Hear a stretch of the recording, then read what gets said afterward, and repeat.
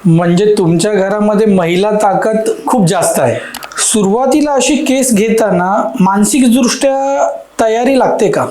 म्हणजे कोर्टाची final judgement ही final असते, त्यापुढे कोणतीही सुनवाई नसते.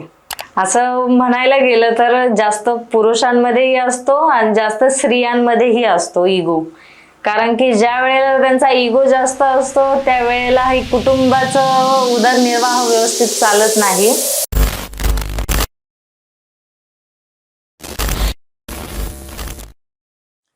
नमस्कार,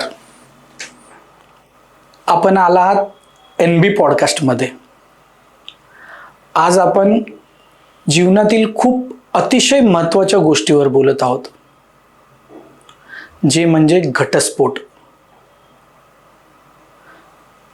माणसाच्या जीवनामध्ये लग्न हे होत असतं आणि काहीतरी अडथळा आला की हा घटस्फोटकडे रस्ता जातो.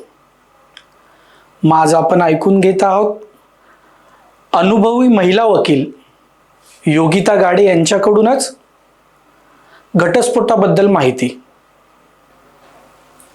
नमस्कार. योगिता मॅडम, आपण वकिली कधीपासून स्टार्ट केली? मी 2021 पासनं माझा वकील व्यवसाय चालू केला. यामध्ये मला म्हणजे अनुभव मोठे होते, क्रिमिनल, सिव्हिल, फॅमिली, प्रत्येक गोष्टीमध्ये. आणि आमच्या वकिली व्यवसायामध्ये कसं होतं की म्हणजे प्रत्येकाचं पाऊल असतं की पुढे जाण्याचं उद्देश असतो, पुढे जाण्याचा, की आम्ही म्हणजे पुढे जाण्यासाठी कोणते प्रयत्न केले पाहिजे, काय केले पाहिजे. मी बघितलं, मग मी पहिले ठरवलं की क्रिमिनलमध्ये बरेच जण आहेत, सिव्हिलमध्ये आहेत, पण फॅमिली ह्या साईडला महिलेला किंवा एखाद्या महिलेला, पीडित महिलेला प्राधान्य देण्यासाठी बरेच वकील नाहीत. मग त्यासाठी मी माझा व्यवसाय याच्याकडे महिलांसाठी प्रोटेक्शन, त्यांना जे माझ्याकडून जे प्रयत्न मिळेल की त्यांच्या सुखसुविधेसाठी, त्यासाठी मी पुढे वाटचाल केली. तुमच्या घरामध्ये महिला किती? माझ्या घरामध्ये आम्ही 6 महिला आहोत आणि 5 जेंट्स आहेत. म्हणजे माणसं 5 आहेत आणि आम्ही 6 महिला आहोत. आणि तुमचा बराचसा मोठा कुटुंब तुम्हाला वाटत नाही? आमचं मोठं एकत्रित कुटुंब आहेत. सासू सासरेत आहेत, माझे मिस्टर, दीर आहेत, 2 जावा आहेत, आमची मुलं 4. सुखी परिवार आहेत. आम्ही एकत्रित कुटुंब आहोत. माझे सासू सासरे देवासारखेच आहेत, माझे मिस्टरही देवासारखेच आहे. त्यांच्यामुळेच मी इथपर्यंत आली आहे. म्हणजे तुमच्या घरामध्ये महिला ताकद खूप जास्त आहे. हो, असं म्हणायला काही हरकत नाही. अच्छा, तर तुमचं शिक्षण कुठून झालं? माझं शिक्षण हे 1ली ते 12वी पर्यंत हे गावी झालं, मनमाड शहरामध्ये. छत्री न्यू हायस्कूल स्कूलमध्ये माझी 12th पर्यंत माझं शिक्षण झालं. त्यानंतर योगायोगाने माझं लग्न झालं 2 वर्षाने. घरची परिस्थिती नव्हती अशी की पुढे शिकण्यासारखी, तर मग 2014 मध्ये माझं लग्न झालं. मग माझ्या मिस्टरांनी मला घरी थांबायचं नाही, तुला जर शिकायचं असेल ना तर तुला आतापासूनच सुरुवात करावं लागेल. माझं लग्न झालं 6 महिन्यांनीच मिस्टरांनी माझं लॉसाठी ॲडमिशन घेतलं.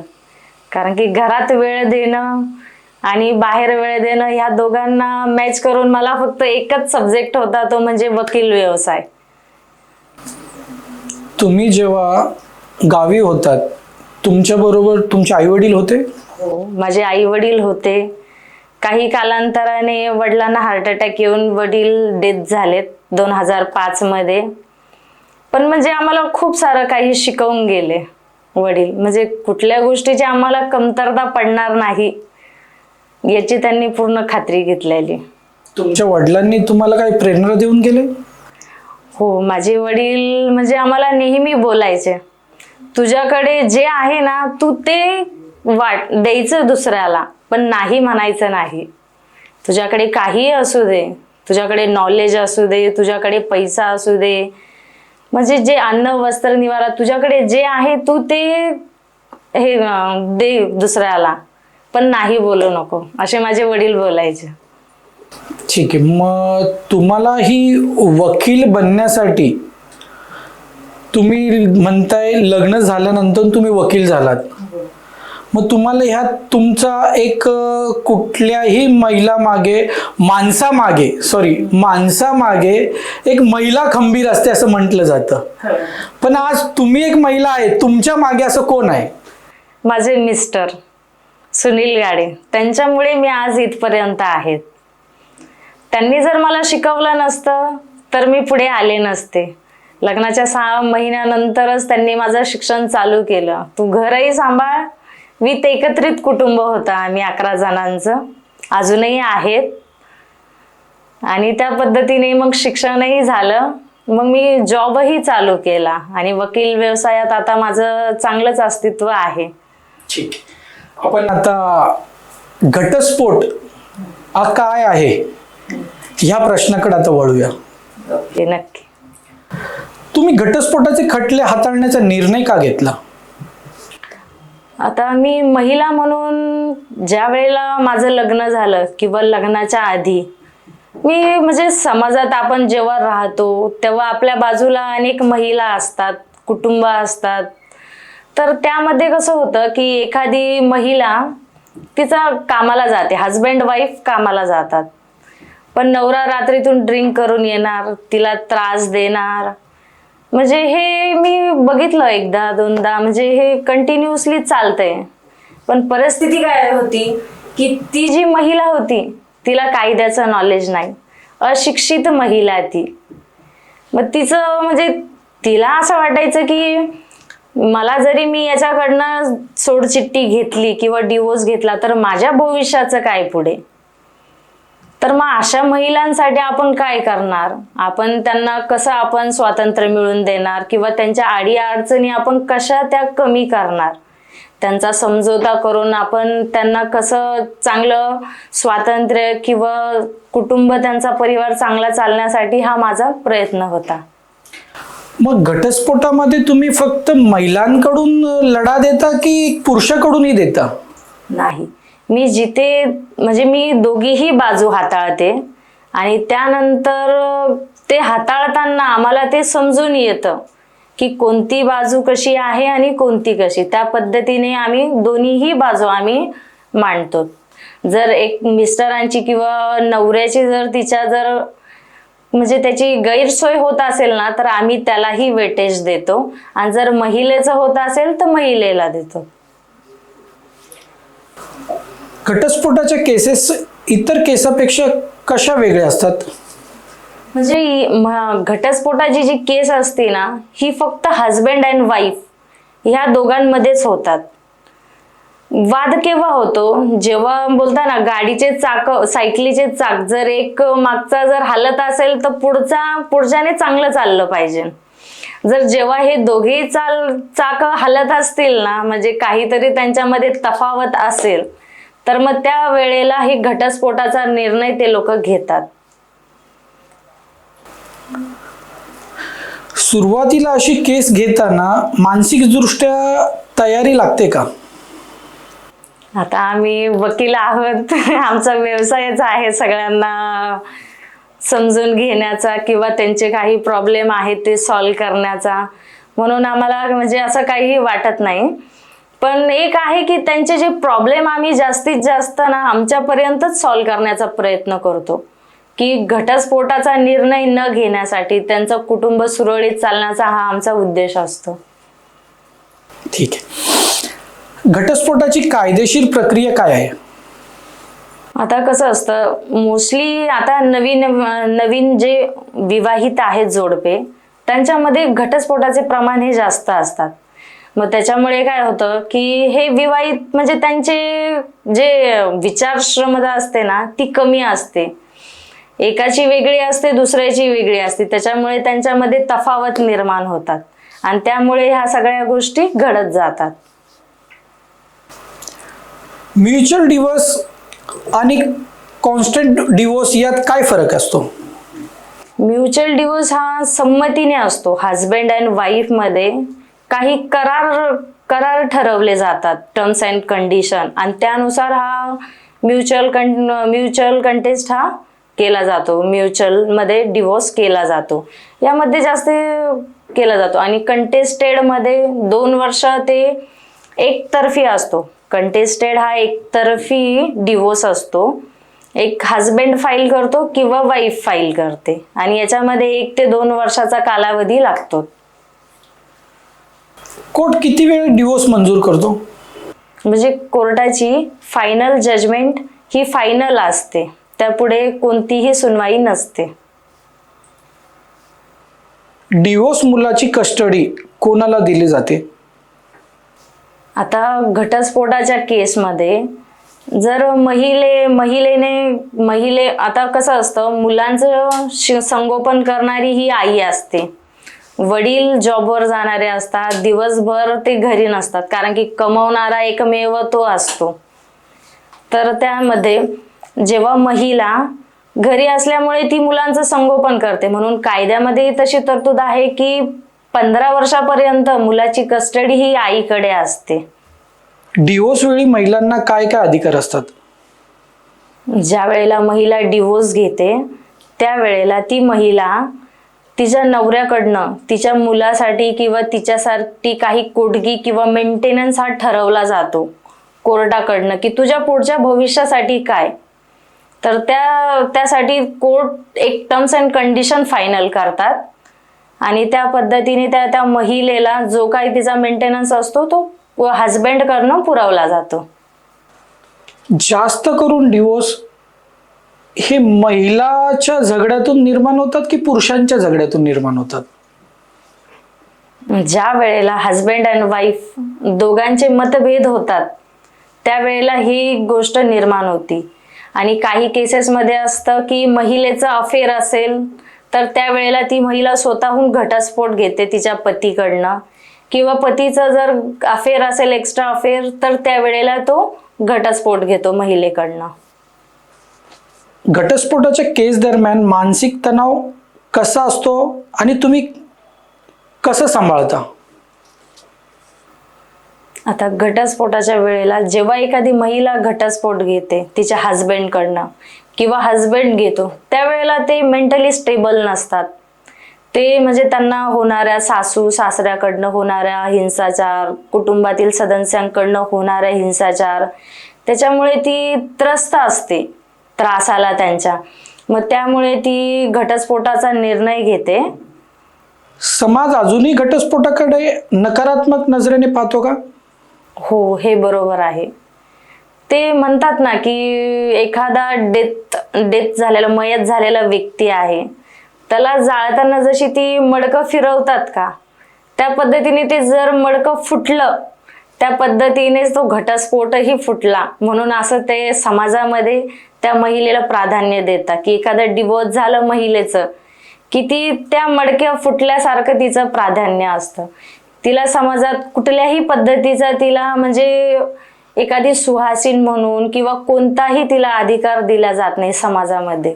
मॅडम, समाजामध्ये जी घटस्फोट झालेली महिला आहे त्याच्याकडे लोकांचा बघण्याचा दृष्टिकोन कसा असतो?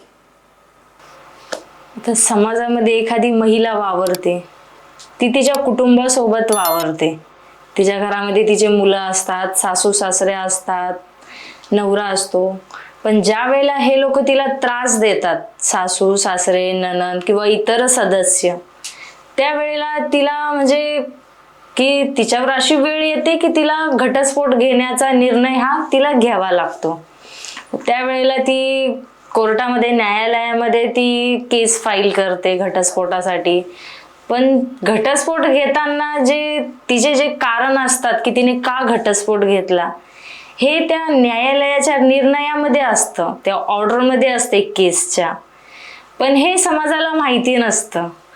तरीही समाज ज्या वेळेला ती महिला घटस्फोट घेते त्या महिलेला घटस्फोटित महिला किंवा तिचा कलंक चांगला नाहीये, ती फालतू आहे, अशा शब्दात तिला ते असं घोषित केलं जातं समाजामध्ये.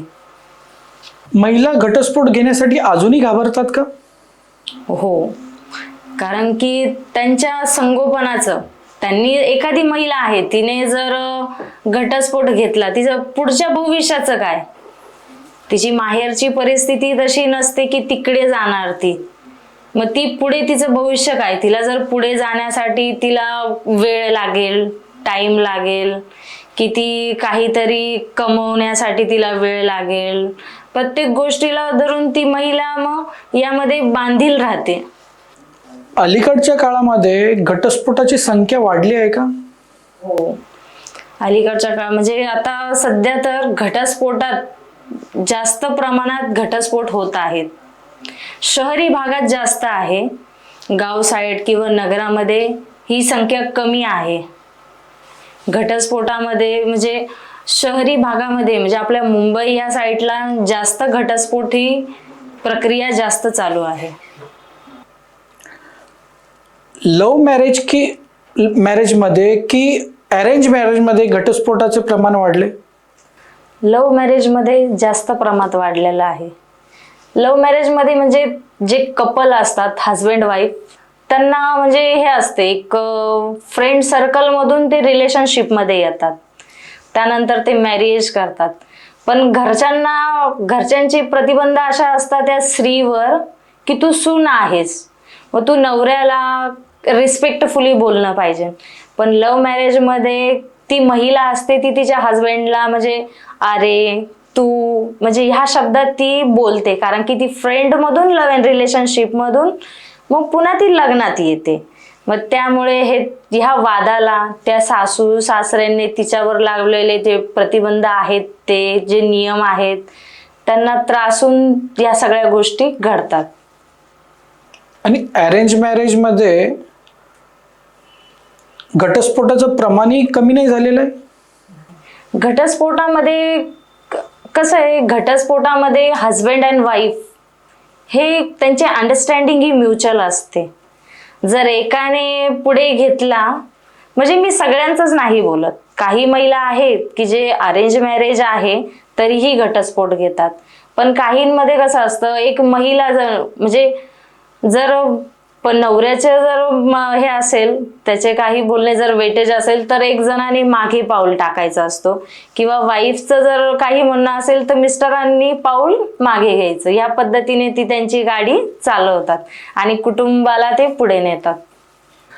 घटस्फोट घेण्यापूर्वी काय विचार करायला पाहिजे? हा सगळ्यात महत्वाचा प्रश्न आहे तुमचा. ज्या वेळेला महिला घटस्फोट घेते किंवा एखादा पुरुष घटस्फोट घेतो, त्यामागे त्यांची जी मुलं असतात त्यांचं फार मोठ्या प्रमाणात नुकसान होतं. त्यांचं शिक्षण जातं, शिक्षणामुळे त्या टाइमामुळे त्यांचं शिक्षण राहून जातं.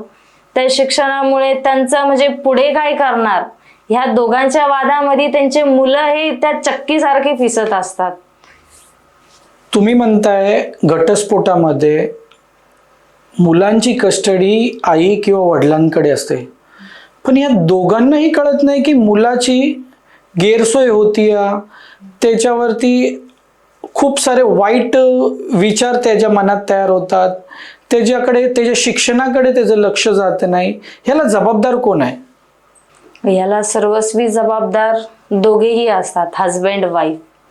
कारण की त्यांच्या मतभेदांमुळे नुकसान मुलांचं होतं, मुलांच्या शिक्षणाचं होतं, आणि त्याचा फायदा उचलतात एकतर पती, तिचा नवरा उचलतो किंवा ती महिला उचलते.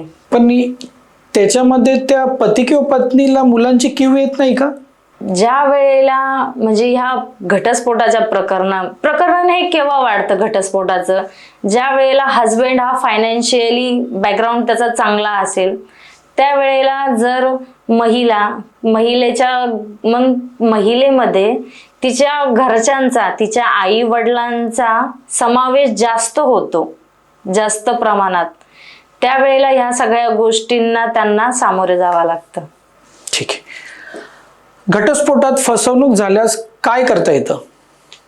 ज्या वेळेला घटस्फोटामध्ये एखादी महिला घटस्फोट घेते, त्यावेळेला तिला मेंटेनन्स म्हणून तिचा नवरा जे मेंटेनन्स देतो किंवा कोर्टाच्या न्यायानुसार तिला जे मिळतं, मुलं काही मेंटेनन्स असेल तिच्या मिस्टरांकडनं ते घेऊन ती तिच्या नवीन आयुष्याची सुरुवात करते. कारण की तिला होणाऱ्या अन्याय सासू सासरे व इतर सदस्यांकडून ते थांबतात आणि ती तिच्या नवीन आयुष्याची सुरुवात करते. घटस्फोट झाल्यानंतर त्या महिलेला लग्न करण्याचा अधिकार आहे की नाही? असतो. महिलेला अधिकार असतो लग्न करण्याचा, घटस्फोट झाला असेल तरी. कारण की ती एकटी महिला, ती कुठे जाणार? मग त्यावेळेला ती दुसरा विवाह करू शकते, हे कायद्यामध्ये आहे.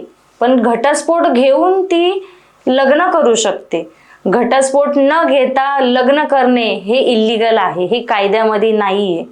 त्यावेळेला जर अशी एखादी महिला करत असेल तर तिला कायद्याने तिच्यावर हे असतं, म्हणजे कायद्यात तशी तरतूद नाहीये घटस्फोट न घेता लग्न करणे. बरं, ठीक आहे. तुमच्या कारकिर्दीत एखादी आठवणीतील असलेली केस आहे? एक अशी केस आहे, म्हणजे मी आताच 2023 मध्ये ती हाताळली आहे. हजबंड वाईफ आणि एकच मुलगा आहे. पतीची संपत्ती जास्त आहे, पण नवऱ्याचं प्रेम हे मुलावर आणि वाईफवर दोघांवरही असतानाही वाईफचं अफेअर होतं. त्यावेळेला वाईफने त्याच्याकडनं घटस्फोट घेतला, म्युच्युअली घटस्फोट घेतला, की त्यामध्ये तिने टर्म्स अँड कंडिशन ठेवलेत की मी मुलाला तुला भेटू देणार नाही, पण मुलाचा मात्र शिक्षणाचा पूर्ण खर्च तू द्यायचा आणि मुलाला बघायचंही नाही, त्याला भेटायचंही नाही, माझी संमती घेतली तरच भेटायचं. अशी ती केस होती. तर अक्षरशः तो जो पती होता तिचा, मिस्टर, तो म्हणजे जी काउन्सिलिंग होत्या वेळेला न्याय त्यांना बसवून, म्हणजे त्यांना काउन्सिलिंग होते कायद्यामध्ये, ही दोघा जोडप्यांमध्ये काउन्सिलिंग होते. तर या काउन्सिलिंग मध्ये तो अक्षरशः रडायचा हजबंड, की हे काय, म्हणून आपण कधी ह्या अशा गोष्टी गेलो नाही आणि हे अचानक मध्ये त्याच्यावर हे असा प्रसंग आला की म्हणजे त्याचा जीव तुटायचा त्या मुलांना भेटण्यासाठी.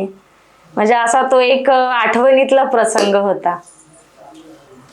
घटस्फोट होताना काउन्सिलिंग किती महत्वाची आहे? घटस्फोट घेताना जेव्हा आपण एखादी पिटिशन फाईल करतो त्यावेळेला कायद्यामध्येच काउन्सिलिंग आहे. असं नाही, कोर्ट डायरेक्टली ऑर्डर देत नाही किंवा त्यांना डिवोर्स देत नाही. कायद्यामध्ये त्यांना काउन्सिलिंग केले जाते दोघांचीही, आणि त्यानंतर जर त्यांचे मतभेद जर कायद्यानुसार जर चांगले म्हणजे त्यांचे मॅच होत असेल तर त्यांचा कुटुंब हा तिथूनही पुढे सुरळीत चालतो. भारताच्या संविधानामध्ये प्रत्येक समाजातूनच जास्त करून घटस्फोट कुठल्या समाजात होतात? जास्त घटस्फोट हे हिंदू, बौद्ध, हिंदू, शीख या सगळ्या ज्या जाती आहेत यांच्यामध्ये घटस्फोटाचे प्रमाण जास्त आहे. घटस्फोट होण्याचे मूळ कारण काय? ज्या वेळेला हजबंड अँड वाईफ ह्या दोघांमध्ये तफावत असतात, तफावत असल्यामुळे त्यांना असं वाटतं की आपण वेगळं राहून संसार केलेला चांगला, किंवा नवऱ्याचा, सासूचा, सगळ्या सदस्यांचा जाच सहन करण्यापेक्षा घटस्फोट घेऊन मी माझा संसार पुढे चांगला करेन, अशा विचारामुळे ते प्रमाण वाढतं घटस्फोटाचं. एखाद्या जीवनामध्ये आंतरजातीय लग्न होतं तेव्हा घटस्फोटाचं प्रमाण असतं त्यात? जेव्हा ही अशी आंतरजातीय घटना घडते, पण ज्या वेळेला दोघाही जातींची संमती असेल ह्या लग्नाला, तर ते सोयीस्कर पुढे जातं ते कुटुंब. आणि जर संमती नसेल तर त्यांना खूप साऱ्या मुश्किल, म्हणजे त्यांना कोर्टाची ऑर्डर घेऊन त्यांना वेगळं राहणे, किंवा समाजही त्यांना लवकर ऍक्सेप्ट करत नाही.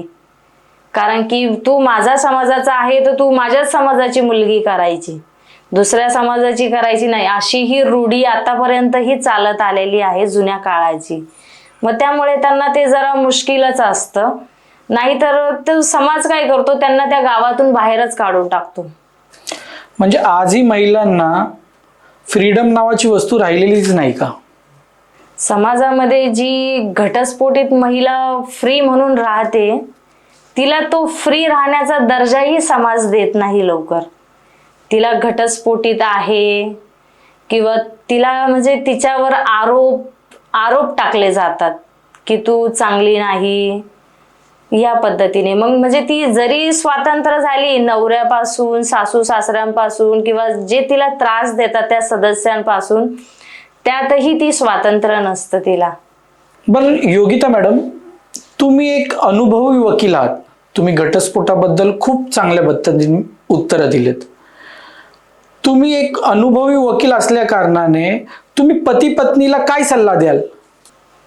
जर हे ज्या वेळेला आमच्याकडे असे जोडपे येतात घटस्फोट घेण्यासाठी, म्युच्युअली किंवा कंटेस्टेड, आम्ही जास्तीत जास्त प्रयत्न करतो की त्यांचे जे मतभेद कुठे खालीवर झालेले आहेत त्यांना आम्ही म्हणजे आपल्या लेवलला आणून, किंवा त्यांचे मत एकाने मागे घ्या, एकाने पुढे घ्या. कुणाचं जर गलती असेल तर सॉरी म्हणून आपण आपला प्रॉब्लेम सॉल्व्ह करून कुटुंबाचा उदरनिर्वाह पुढे चालवण्यासाठी आम्ही हा प्रयत्न करतो. पण ज्या वेळेला जर हे असं होत नसेल तर मग त्यावेळेला जर खरंच जर एका पुरुषाची जर बाजू चांगली असेल तर आम्ही त्या पद्धतीने त्याला सपोर्ट करतो, किंवा एखादी स्त्रीची बाजू चांगली असेल तर त्या पद्धतीने तिला सपोर्ट करतो. आज सामान्य जनता ही म्हणत असते की कोर्टाची बाजू नाही चढायची, पायरी. हा, बाजू असू की पायरी असू.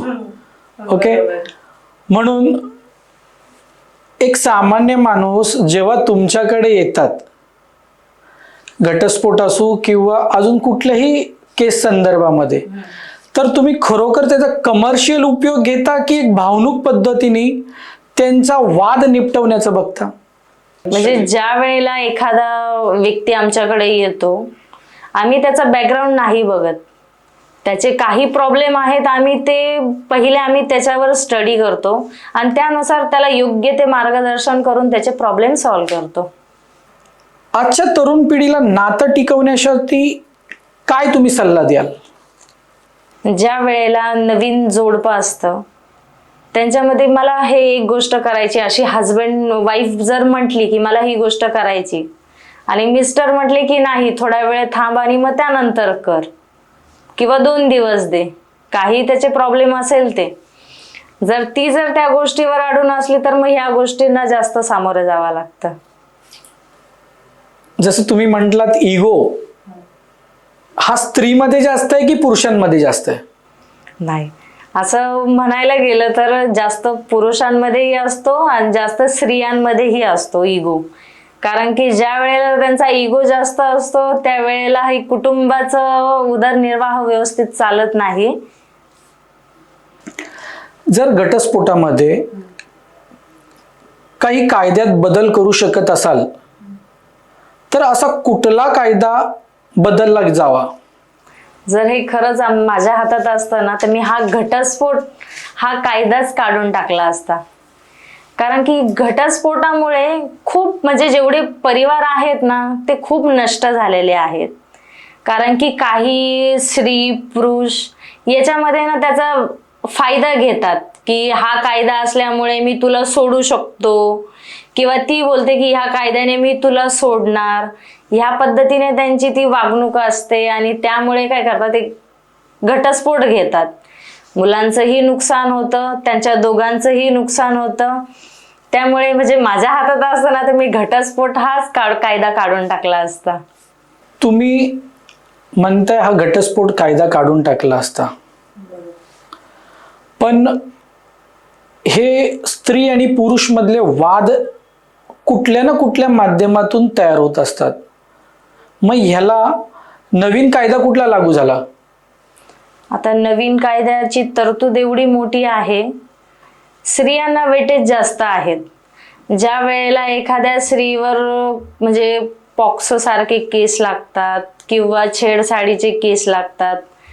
तर हे कसे पहिले आरोपी किंवा हजबंड यांना सजा होऊन त्यांना असं वाटत होतं की आमचं काही करू शकणार नाही कोणी असं. पण आता नवीन कायद्यामुळे त्यांना बाहेर येण्याचं मुश्किल असतं आणि जी महिला असते तिला जास्त प्राधान्य दिलेलं आहे याच्यामध्ये. बरं योगिता मॅडम, आम्ही खूप साऱ्या अशा केसेस बघितल्या. काही महिला हे घटस्फोट घेण्यासाठी पुरुषाच्या आई वडिलांना किंवा त्याच्या अजून कुटुंबातील लोकांवरती ही केसेस टाकतात. हे योग्य आहे का? नाही, हे अयोग्य आहे.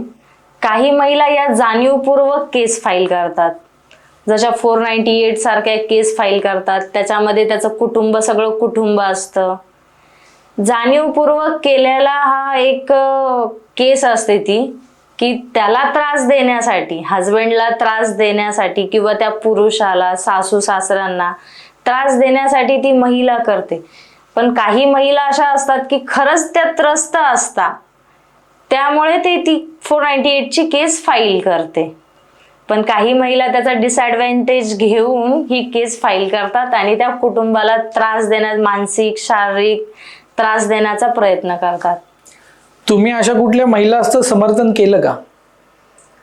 आता आम्ही वकील आहोत, आमच्याकडे जो पक्षकार येणार, हजबंड असो वाईफ असो, आम्हाला त्याची बाजू मांडणं हे आम्हाला आमच्या कायद्यातच आहे आणि आमचं कामच आहे ते. मग आम्ही आमचा पुरावा देऊन जसा पुरावा असेल त्या पद्धतीने न्याय त्याचा निर्णय घेतो. स्त्री आणि पुरुषामध्ये जेव्हा वाद निर्माण होतो त्या स्त्री मागे त्याचं माहेर खूप जास्त लक्ष टाकतं, त्याच्यामुळे घटस्फोटाचं प्रमाण वाढतं का? बरोबर आहे. ज्या वेळेला त्या स्त्रीच्या कुटुंबामध्ये तिच्या आई वडिलांचा किंवा तिच्या माहेरच्यांचा ज्या वेळेला समावेश येतो त्याच्यामध्ये, त्यावेळेला त्यांच्यामध्ये होणारे मतभेद, त्यांच्यामध्ये होणारे वाद, डिस्प्यूट हे जास्त प्रमाणात लागतात. त्यामुळे हे प्रमाण जास्त वाढतं. तुम्ही स्त्रीच्या माहेरवाल्यांना काय सल्ला द्याल? नाही, हे बघा, ज्या वेळेला एखाद्या स्त्रीचं लग्न होतं, म्हणजे माझी मुलगी असो किंवा कुणाचीही मुलगी असो, तिचं लग्न झालं की तिचा संसार करण्यासाठी ती प्रयत्न करते. पण ज्या वेळेला तिच्या आई वडिलांचा त्यामध्ये समावेश येतो, रोज फोन करणे किंवा तिला वेगवेगळे सल्ले देणे की ते घर आहे, प्रॉपर्टी आहे, तू तुझ्या नावावर घे, किंवा काय म्हणजे जो काही फायनान्शियल बॅकग्राऊंड असेल त्यामध्ये जर आई वडिलांचा त्याच्यामध्ये समावेश असेल तर त्यामध्ये त्या महिलेच्या कुटुंबावर खूप मोठा परिणाम होतो. याने घटस्फोट न होण्यासाठी तुम्ही स्त्रियांना काय सल्ला द्याल? ज्या वेळेला एखादी महिला आपला कुटुंबाचे हे चाकं चालवत असताना तिने जर तिच्या आई वडिलांचा किंवा तिच्या माहेरच्यांचा किंवा समाजातील असे निगेटिव्ह लोक पण आहेत की एखाद्याच्या कुटुंबामध्ये ढवळाढवळ करणे किंवा त्याचं कुटुंब कसं उद्ध्वस्त होणे याच्यावर प्रयत्न करणे, जर तिने त्या गोष्टीकडे लक्ष न देता स्वतःचं कुटुंब हे चांगल्या पद्धतीने चालवलं तर हे खूप मोठं म्हणजे जगाला, समाजाला एक उदाहरण राहणार की प्रत्येक गोष्टीचं म्हणजे ऐकायचं पण करायचं आपल्या स्वतःच्या मनाचं. अशा पद्धतीने जर तिने तिची गाडी चालवली तर तिचा कुटुंब, तिचा परिवार हा सगळा सुरळीत असतो. तर बरं का ऐकलं का तुम्ही योगिता मॅडम कडूनच की आपला परिवार हा स्त्रीसाठी खूप महत्वाचा असतो आणि त्याची गाडीही तिच्याच हातात असते आणि तिच्या नवऱ्याच्या मागे राहणारीही तीच असते. एखाद्या स्त्रीने अगर तिच्या नवऱ्यासाठी विचार केला तर त्याला खूप मोठं बनवू शकते. आणि आपण पुढच्या वेळेस नक्की योगिता मॅडम कडून अजून घटस्फोटावरती अजून माहिती गोळा करूया. नमस्कार. नमस्कार.